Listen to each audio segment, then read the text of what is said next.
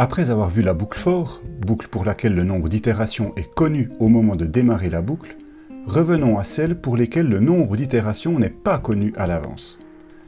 Nous avions déjà vu la boucle faire tant que, ou do while en C++, qui exécute la boucle au moins une fois, puis vérifie si elle doit être répétée. Voyons maintenant la boucle tant que, ou while en C++. Cette boucle, avant toute chose, commence par vérifier si elle doit s'exécuter une première fois. Prenons un exemple pour l'illustrer. Imaginons un programme qui affiche un compte à rebours dont la valeur de départ est fournie par l'utilisateur. On commence par demander à l'utilisateur de saisir la valeur de départ. On va ensuite afficher cette valeur pour le compte à rebours, la décrémenter et recommencer jusqu'à atteindre 0. Puis on affichera Go.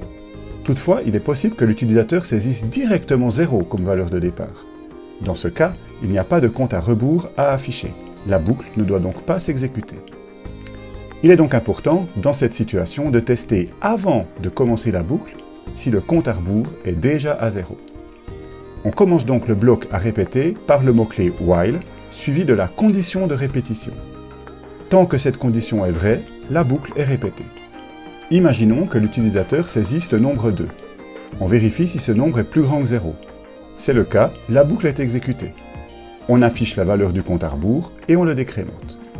L'ordinateur revient ensuite au début de la boucle et vérifie à nouveau la condition. Est-ce que 1 est plus grand que 0? Oui. On affiche la valeur du compte à rebours et on le décrémente. L'ordinateur revient alors au début de la boucle et vérifie à nouveau la condition. Est-ce que 0 est plus grand que 0? Non. La boucle n'est donc plus exécutée et le programme poursuit son déroulement en affichant Go à l'écran. Reprenons cet exemple, mais cette fois en imaginant que l'utilisateur saisisse le nombre 0. Le programme vérifie si 0 est plus grand que 0, ce n'est pas le cas. La boucle n'est donc pas exécutée du tout et le déroulement se poursuit en affichant Go à l'écran.